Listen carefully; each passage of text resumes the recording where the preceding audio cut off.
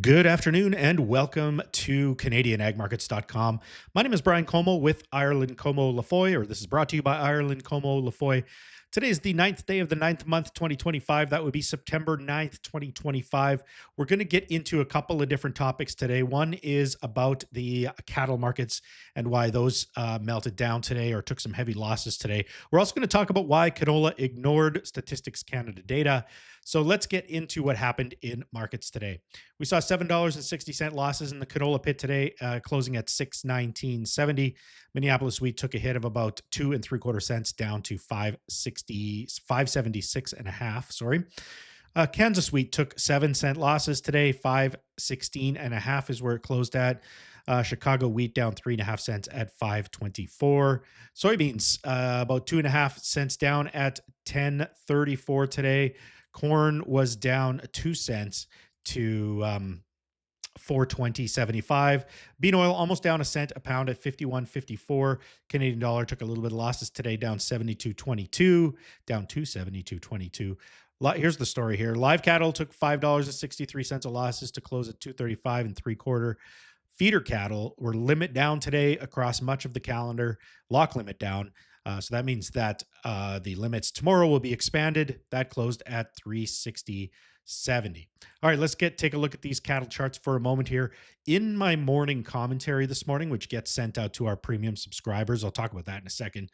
We did see the start of this happening. It was breaking below the 20-day moving average. It was moving below this trend line that we see here, which those two have been very heavily correlated. But then as the day drew on after the open, we saw heavier and heavier and heavier losses. So again, this market closed down 9.25. That's lock limit. And again, that will mean that the limits are expanded tomorrow. I think to 13 and a half. Don't quote me on that, but I think that's the limit for tomorrow in feeder cattle.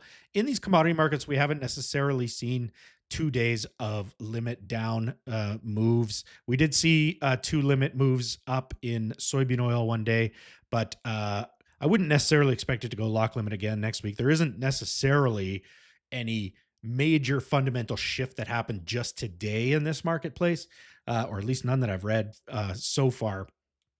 But this market had been overheated for quite a long time. We've been saying on this channel for a long time that it'll be difficult to pick the high. And over the last couple of weeks, we've actually been seeing the cattle markets kind of grind lower, but at a very slow pace. So today's action is more of a definitive, may have been triggered by some of these technical breaks and things like that. So we may have seen the top of the cattle market. It was kind of getting frothy and maybe a little bit overbought. That doesn't mean that the rally is completely over or that this is going to collapse completely, but it does open up the opportunity for a pretty big correction. Here's the live cattle. The charts look very similar, although live wasn't, limit down today. We did see it trade, significantly below the 20-day average now and below that trend line as well, which were also very highly correlated. So we could kind of see in both of these markets move down to this previous low and consolidation zone here from late July. I'm just going to back it up here for October feeder cattle. That's about 330. 337, 336 in here. I guess it could go down to this 330 support level. That's the difficult thing here, is that it's hard to understand exactly where these support levels are because it's been rising and we've seen these small pullbacks as it's been rising. Nothing definitive that says here is a strong support level. So this move lower will probably tell us where that strong support level is. And again, so this is a market that we're going to be watching a little bit more closely as we go forward. Here is November canola. We're going to switch gears here to canola.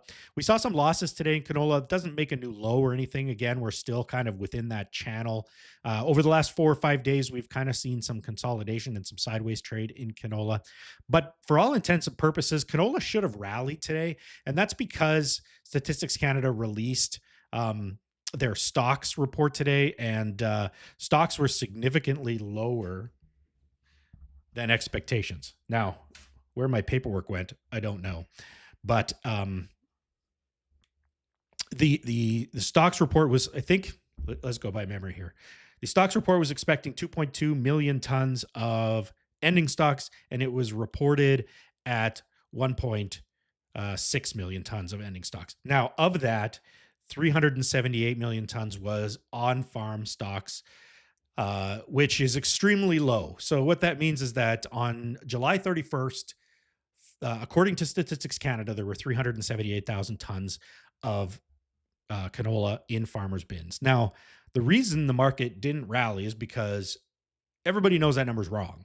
Okay, like 378,000 is extremely low, particularly compared to last year. And last year felt a heck of a lot more bullish than this year. So Statistics Canada made an error. And so that's not to say I shouldn't say they made an error. They may have adjusted only part of the S&D today. Next week, Wednesday on the 17th, they will release new production data. Uh, most of the market will probably be paying attention to 2025 or the model-based data for this crop year, the 2025 crop year. But they do also have the opportunity to amend the S&D again. There's three very quick reports here at the end of August into the middle of September, where the where the Statistics Canada updates some of their data. So we could see another update as we move into the middle of next week. And I think that's what traders are expecting. So here's why we know the 378,000 is wrong. And you could say, well, there's a couple of years here where it was even lower than that. But since that time, the market has shifted significantly towards crush. Farmers generally see a lot more bullishness as it moves through the spring and things like that. So they hold on to more.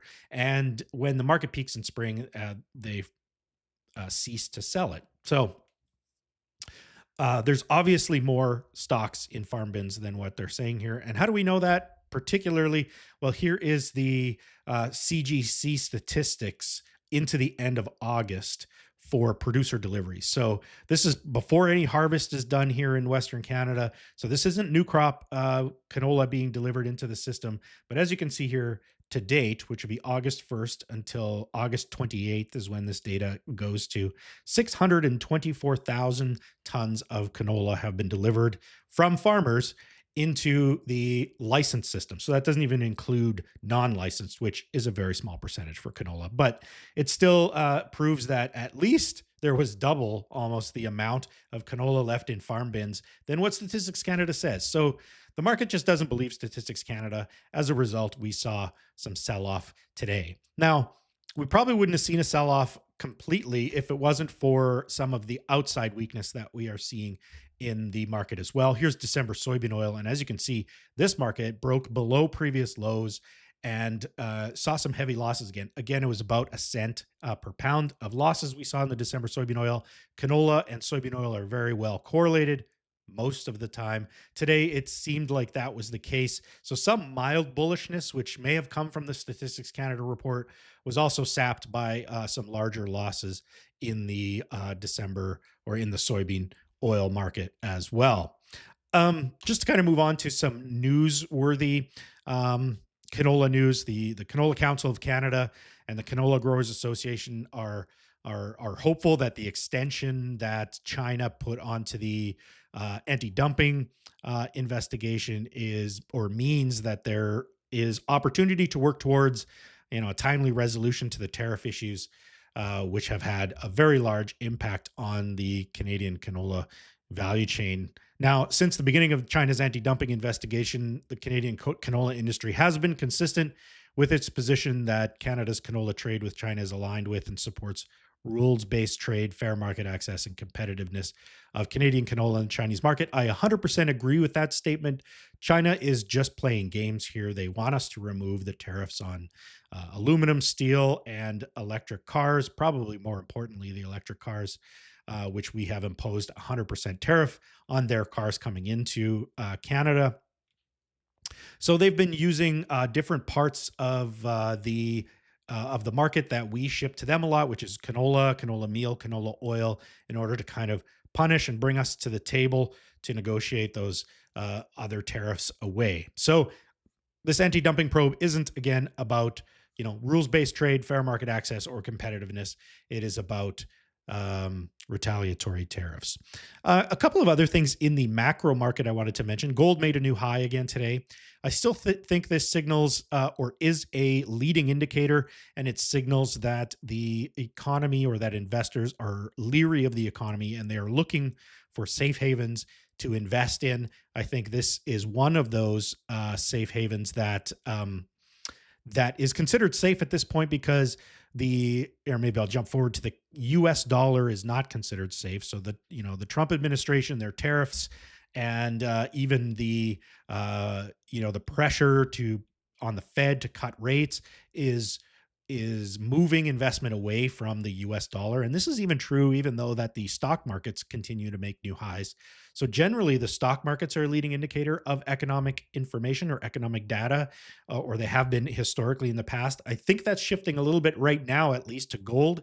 And I think that could spell some danger for the equity markets once some negative data starts coming in. Now, Trump may be right that Powell and the Fed are too late and that they're not reacting soon enough. Based on the rise in gold that we've seen, that could be marked as true. So that we'll have to wait and see on that. But that's my opinion anyway. I actually agree with Trump that the Fed, at least at this point, should have acted in cutting rates already. But I also understand why they didn't.